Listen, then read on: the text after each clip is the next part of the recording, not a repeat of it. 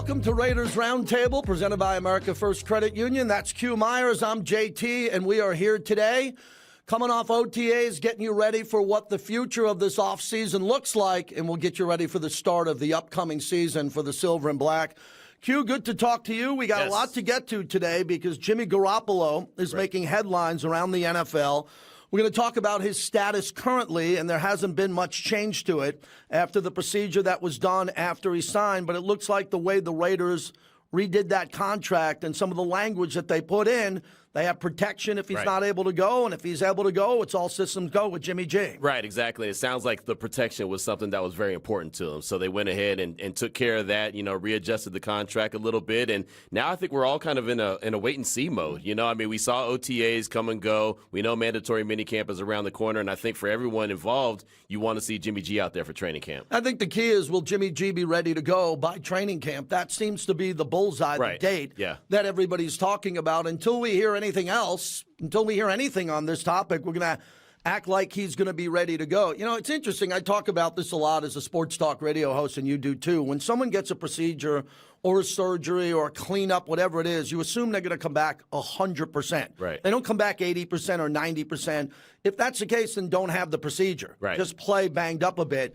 Garoppolo's been injured in the past, and it seems like the surgeries have all worked out. The procedures have worked out, and he's been ready to go. Right. So I'm not going to sit here and suggest that he's not going to be able to remain healthy. I'm going to assume if everything goes right with the procedure, he'll be 100% and ready to go. And that's what you have to assume, And again, it's concerning when it's Jimmy Garoppolo only because he's had the injury history. So, of course, that's something that creeps into everybody's mind. But at the end of the day, you have to feel like no matter what report is out there, no matter what you're reading, the Raiders felt good enough to still sign him. I think a lot's at stake for Jimmy Garoppolo to come back. There's a lot of money at stake. He wants to be the quarterback here. When I interviewed him the day of his initial contract signing when he came in, he's very optimistic. I think he's an excellent quarterback in this system. The key with Jimmy Garoppolo is in this system, he doesn't have to learn this playbook, Hugh. Right. He's got the playbook down. He's an unbelievable passer in the short passing game, 20 to 30 yards. I don't think chemistry is going to be a problem at all, but you'd like to see him get the reps in with Davante. We got a brand-new tight end here.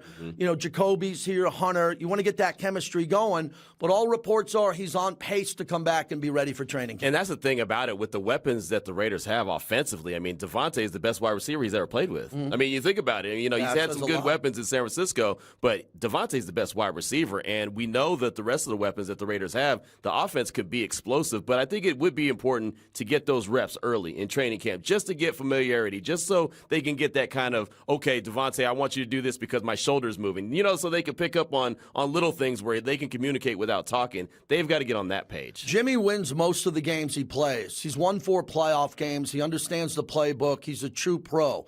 Again, we don't play trainers and doctors on the Roundtable podcast here, but I'm assuming that he's going to be here and ready to go, because if he is ready to go, I've always thought that the offense will be elevated, Q, because I think he's better than the former quarterback because he's better in the short passing game and he's better with this playbook. That's it. If you want to say that this is both quarterbacks are roughly the same, Carr and Garoppolo, I'm okay with that. But I think the key to Garoppolo is his ability to absorb this playbook that he knows, the principles of it, and get the ball out quicker and be better in the red zone. That's the key right there. The red zone's going to be everything this year because the Raiders are going to have to stay on the field and score a lot of points. Yeah, and I think that really the addition of Michael Mayer, the second-round tight end, I think that's going to help a ton in the red zone. He's just really good at that. If you go back and look and see what he did at Notre Dame, he thrived in the red zone. And so Jimmy G has all of a sudden Davante Adams, has Hunter Renfrow, he has Jacoby Myers, he has Michael Mayer, all in the red zone. Instead of having to throw the ball short and hope a guy breaks a tackle or two to get to the end zone, they throw the ball into the end zone.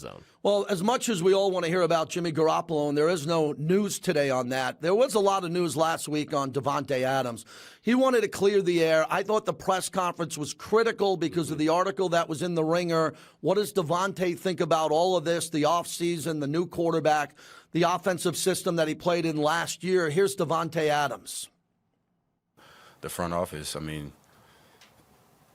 I haven't had a relationship in the past. This is 10 years for me in this game, and I haven't had a relationship like what I have with those guys. So everything's get taken out of context. I wouldn't be here. I told you guys right after the Derek thing, I was here to stay and I wasn't going anywhere. So you can grab something and run with it if you want, just to get clicks, and that's what people often do with me and things that I say, whether I misspeak or if I speak up.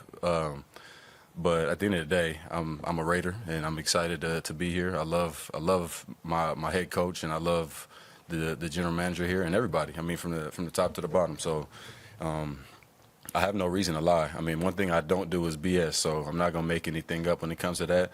I'd rather keep my mouth closed if I have negative things to say. But when I say that these are some good men in this place that I really value the relationship that I have with them, I mean that. So, that's about all that needs to be said for that. That is a really big soundbite. Let's analyze it. First off, it tells you everything you know about Green Bay. Right. Because he didn't have that relationship in Green Bay. Right. He didn't have the ability to talk to the owner, the GM, and the coach that way. He used the word love. He didn't say like. He said, I love the head coach. I love the GM. Right. So he went out there, and you were there. You were sitting a couple of rows back with a purpose. What was your takeaway from the press conference? Well, Davante is who he is, right? And like he said, he's unapologetically him. I mean, and he's going to say what's on his mind. And the thing about it is he embraces the fact that he can go to Josh McDaniels. He can go to Dave Ziegler. He can walk in the owner's office and speak his mind. And that doesn't necessarily mean they're going to do everything that he wants, but they'll at least hear him out, whereas in Green Bay, as you mentioned, that wasn't the case. I mean, Aaron Rodgers was the guy there. And, the one thing that also stood out, JT, is at the end of the season last year in the locker room following one of the last games, I remember asking Davante, especially myself, I just said, hey, are you okay with the direction that the organization is going? He said, absolutely. He said, that's what I said last week, and that's why I'm going to be here, because I do know the direction that the team is going to go, and we're going in the right direction. So he's very comfortable with being a Raider. The organization gave up a 1 and a 2 for him and paid him a lot of money, and he's a businessman. You talk about his briefcase coming to work and how he prepares. That's a total pro at a press conference who wanted to make it clear, I'm shutting down anything in the offseason that you might think I'm not happy about any issue here. Now, there's a lot of involvement going on the health of Jimmy Garoppolo. We're going to see what happens when the team comes back here. But I think Davante went in laser focused to send a message that he's on board with the entire organization, which is very important. And we often talk about this as sports talk hosts. This is an era now of player entitlement. And I don't look at Davante acting like he wants to be entitled. Right. In the NBA, you got NBA players all the time. I'm going to leave. I'm going to leave. Just trade me. I don't care what it has to. Davante's not like that, but he is entitled to talk to this coach and GM. He's earned that. And I think the respect that Josh McDaniels talked about that he has and the ability to say what he wants is very important, because Davante earned it. Yeah, and that's exactly it. He's earned it. And that's something that I believe that Josh McDaniels in that relationship with Davante is good, is really good, just because of that open communication. And, he has that ability to do that and walk in the door and say that. And he embraces that so much, where, again, it was Aaron Rodgers' team in Green Bay. This is his team now. This is Davante Adams' team, right? Regardless of Jimmy G being healthy or not, this is Davante Adams' team. I agree. Him and Max Crosby. And so those are the two alpha dogs on the team, one on both sides of the ball. So he has earned that right, and he could speak up in the locker room. He even mentioned in that press conference he wishes that he had spoke up a little earlier last year, but he was still getting acclimated to the new team. So now he knows that from day one he can say something in that locker room and everyone's listening. Well, one of the good things about Davante, too, he's been very fortunate. He played with Aaron Rodgers, one of the all-time greats, played with his college roommate Derek Carr, who was a high-level quarterback. And now he's playing with Jimmy Garoppolo, who's won a lot of games. If you look at all of this, he hasn't played with the bottom of the barrel guys. He hasn't played with quarterbacks that are ranked in 28 to 30. He's had it pretty good, and he's always been the alpha where he's going to get the ball first. I think he's in a really good place. I don't know Davante well, but I know people that do know him well. And he loves the golf out here. He loves the dining. His wife and kids love it. He seems to be really happy. You interviewed the author of the Ringer column there, which is why this all started, because he did say a couple of things on the record, but it seemed like he went into the press conference here at the facility to clean it up. Exactly, and she even told me that, Q, there's so much in this article that he said that a lot of people are missing because they're just looking at one line here, one line there, but he loves being a Raider. He's committed to getting this team where it needs to be, winning a Super Bowl. That is his goal with the Raiders, and that's what she said. She kept going over that. He is so committed to this organization, committed to the coaching staff, committed to his teammates. He wants to get it done, loves being on the West Coast. His family is so important to him, so being able to have his family at games is important to him. And she even said while they were doing the interview for the article, his mom was making some food at the house, right? Some home cooking, and he loved every minute of that. So he's enjoying his time here in Las Vegas. Davante looks all good from that press conference. conference. Now we go to what you saw at OTAs here, and again, bringing in new players with established players. You got a limited view here, but what'd you see with the energy? You know, Mad Max is jumping up and down. Davante's got the huddle quiet, and the receivers, and the new tight end, new slot receiver, and a couple of new players on defense. It's just good to see the football activities. We know that in OTAs there's no pads or anything like that, but they're going through drills, and you're seeing the energy out there, and you're seeing guys run from station to station, and you're seeing the new guys try to pick up things, and you're also seeing guys like Max Crosby, as you mentioned, kind of be instructors, right, and start to be that veteran leader. And then Davante was just lead by example. You know, every single drill, he's at the front of the line, and then every other wide receiver is following in his footsteps. And so it was good to see them out there knowing that, hey, this is just the early stages of it. But, you know, you see guys like Michael Mayer, and you realize how big these guys are. You know, and that's the other thing is seeing them up close and personal, and you realize how big of monsters they are. And Ja'Cory Bennett, one thing stood out to me about him. They ran a deep route to Philip Dorsett and just tried to hit him with a deep ball. And, man, Ja'Cory Bennett ran stride for stride. And we know that Philip Dorsett is a speedster. Ja'Cory Bennett is as well. What I like about this, too, we know that there's no Jimmy Garoppolo here participating in Tyree Wilson, obviously, because of what's happening with his procedure, and he'll be ready and good to go. I like the fact that the offensive line is healthy and they believe in themselves coming off this. We're waiting on Josh Jacobs to sign his agreement on the franchise tag, but I think it's very important to see the offensive line come together, to be healthy, have another workout, another opportunity to be together, because the competition last year, you remember, you and I were here last year, and we didn't know what was going on with the offensive line. They were going 7 or 8 deep. Now it seems like the structure's in place, plus some new additions on the offensive line. So I think there's going to be really good competition, maybe for one position, instead of last year where there was competition for 2 or 3. Right, and it seemed like the competition for 2 or 3 lasted, 5-6 weeks into the season, right? This is one where I think now they have the opportunity to get that starting 5 established and get their depth established as well. So week 1, they know who their starting 5 on the offensive line is going to be. I think that continuity is going to go a major way. I'll also say watch out for the undrafted free agents, the McClendon Curtises. I think that guys like that, they were priority undrafted free agents signed immediately after the draft on the offensive line. They could provide some big-time competition this training camp. When we come back, we'll take a look at the flex schedule. I love the fact that the Raiders have all these primetime games. Marquee schedule for the Silver and Black, but what about on the back end with the flex schedule and what the rest of the league thinks as we continue on Raiders Roundtable?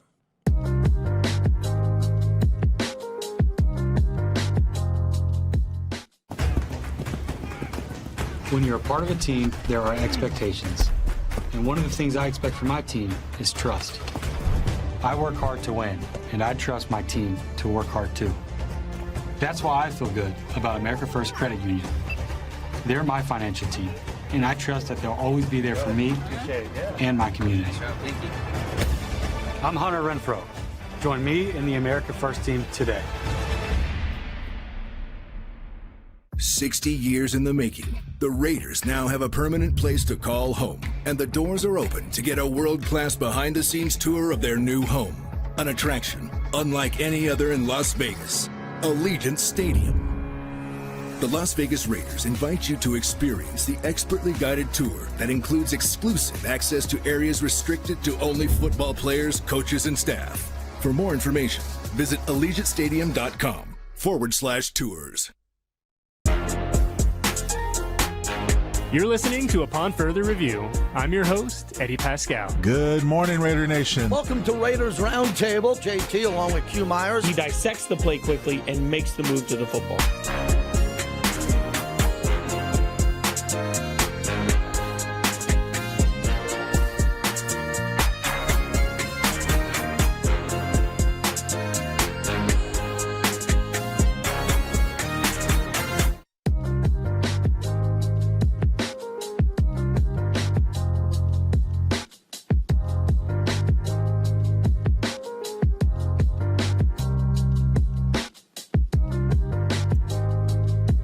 To Raiders Roundtable, presented by America First Credit Union. Q Myers, JT.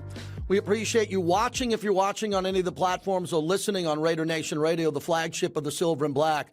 Want to jump into the schedule, Q, and I'm excited about it. When the schedule came out, around these parts, you're never thrilled with the Raiders' schedule. There's always games that you look at and say, why was this? How could you open up with 2 games on the road? That's really difficult to do because they're the home openers. Okay, these aren't road games. It's the home opener for Denver and at Buffalo, which is, I think, going to be the toughest game of the year is week 2. Yeah. But then the home game, which will be the season opener for the Raiders against Pittsburgh, a primetime game there.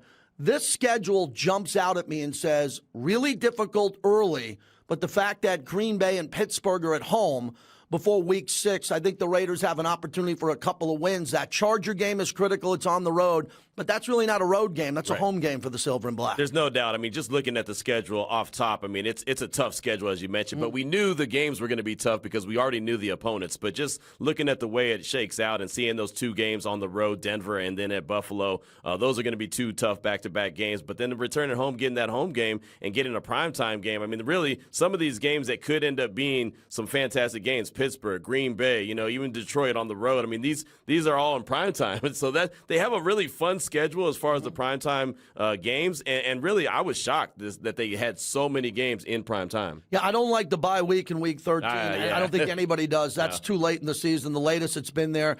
I don't like the fact that the Kansas City games are week 12 and 16. I always want to get Kansas City early. I'd like to get them in week 1 or 2 just to have a better shot. Play that game early. Yeah. And then the one that really jumps out at me, Denver week 1 and week 18. And that's bizarre to me that you have it at the beginning of the year and at the end of the year. But there is a run that a lot of fans have been calling into our show on. We start with that Green Bay game in week 5.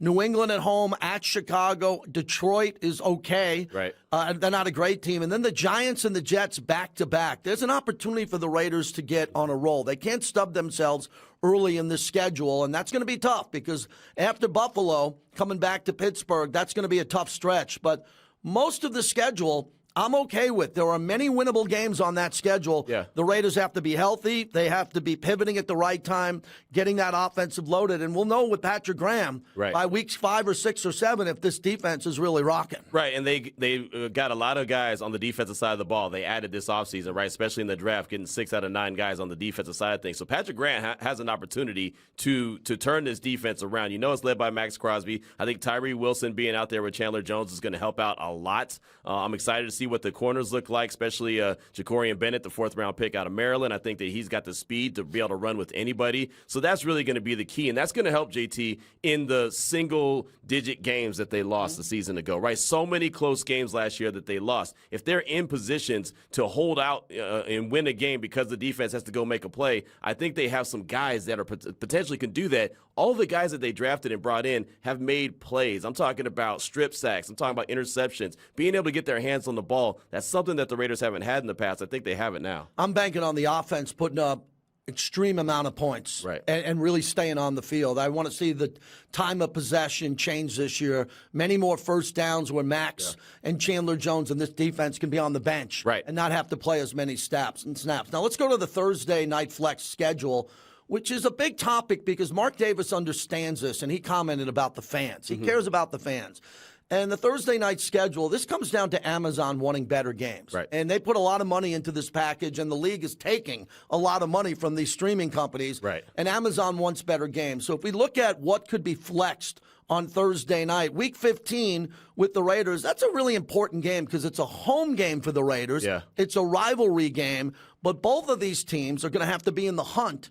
They have to be in the hunt for this game to stay the way it is. If one of the teams are out of it or not having a good year, that game will be flexed. It very well could be. I could see that. Again, it has to be very competitive games, and that's all Amazon wants is competitive because they are paying a lot of money. So I look at it with the Chargers being a rival of the Raiders. I could see it being a game that they want to keep in that spot, but you're right. They can't have 2 teams that are struggling or one team that's just really bad. I mean, both teams have to really step up to the plate to be able to keep that, but that's really the only game that the Raiders have scheduled that they can get flexed out of. Now, there could be a time where they get flexed into a Thursday night game. They can get flexed into a Thursday night game. And I think that's very important. What happens if the Raiders get flexed into a Thursday night game? Well, the new rule is you'll have 28 days to let the fans know. So if the Raiders have a Sunday game and they get flexed into Thursday, the fans are going to have about a month, 28 days to fix their airline Which is better than what we thought at first. It's important because a lot of Raider fans travel from Oakland and Los Angeles and all over. So that's going to have an effect. And Mark Davis is aware of that also. And a couple of owners, wanted to vote this down. But it passed there because I think it's conducive for the league to have better partnerships with their streaming and television partners, which I don't have a problem with. But as you know, Thursday Night Football, everybody comes down to this. If you win that game, you get a bye week. You don't play to the following Sunday, and it could do your team wonders. If you lose the game, then you got to sit there and stew for 9 days saying we have to win the next game, and it just doesn't bring a team together. It makes a team more desperate. So I like the Thursday night game if you can win it. If you don't win it, you're in trouble. Well, if you think about it from the Raiders' point of view, their bye week is week 13, and then that Thursday night game is week 15. So it's almost like having bye weeks every other week or whatever for a couple weeks. So if everything goes right and they're winning those games and they obviously are pretty healthy in their bye week, then they're looking good for that home stretch of the season, and then who knows what can happen. I despise this kickoff rule. That's just me personally. I've talked to people on the record and off the record about this rule as they're changing special teams again. As I've been saying for years, they're taking the foot out of football. So when you have a kickoff to start the game, most times they're going to kick it out of the end zone. So you have special teams players who are kept on the roster to tackle or to block, and they're not involved in the play. And now you have the opportunity to fair catch a kickoff where Daniel Carlson, that's his strength. He can put it inside the 5. He can put it inside the 10. And the Raiders, who are supposed to have elite special teams because you're trying to make the roster, are you going to keep an extra running back, an extra receiver? That's very important around here. So I don't like it in general. The whole league's got to deal with it. Your thoughts? I can't stand it. I really can't. And I know that, and I asked Josh McDaniels about this last week at OTAs and what his thoughts were, and he said it's the rule, so they're going to work with it. But please believe that they're working on figuring out a way around it because that's so critical, man. You have a kicker in Carlson who can drop that thing around the 2-yard line and make you return it. Now they can wave and get a fair catch at the 2-yard line and take it to the 25. And that's the other thing about it that I don't like is why are the 25? If they're going to basically give up on the play, don't give them the 25. Give them the 20. Give them the 20. Give them the 15. Don't give them the 25. You're giving them a quarter of the field.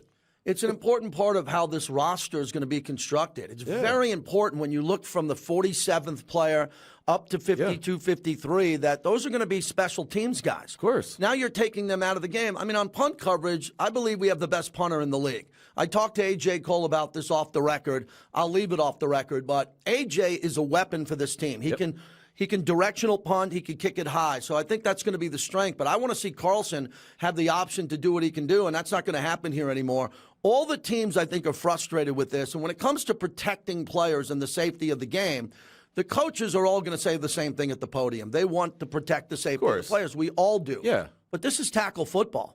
And you're taking a large chunk of the tackling out, which is special teams where guys are running at full speed, the wedge, everything that you need to do. What happens at the end of the game if the Raiders are down 6 and they need great field position? They're probably not going to wave it off. They're probably going to take that kick and try to break one for 35, 40 yards. Maybe if they're up by 8 or 9 points, they'll fair catch it and play conservative.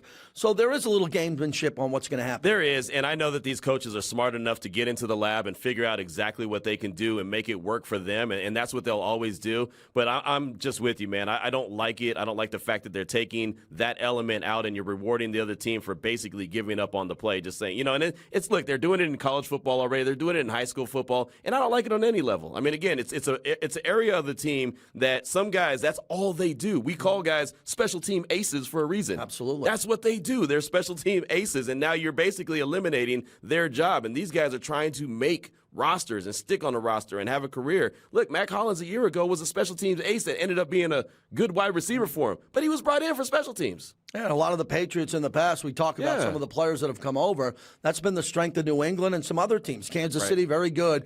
It's going to change the way they play the game. We're excited to tell you about Media Day next week, where we're going to have in-depth team coverage right here inside the facility, and we're going to be out there with the players. We're going to have extensive interviews. It's really going to be a special day because I think the fans are ready to see what we can do in this building and how we can give them the access that they want on Media Day. There's no doubt about it. Raider fans always want as much access as possible, and we're going to get that opportunity. Media Day, get to basically meet and greet and talk with all the players on the team and just bring as much information to Raider Nation as possible. So, yeah, that's always a date on my calendar that I have circled I look forward to. We used to do it in Napa, which had some benefits. Now it's not that hot here just yet. I love being close to home and being in this building. This building's amazing. So to host Media Day, to have this this great studio that we have. They have the ability to go inside or outside. I really think you're going to enjoy our coverage next week. For Q Myers, I'm JT. We'll see you back here for a very special edition of Raiders Roundtable and our Media Day coverage next week. Thanks for joining us.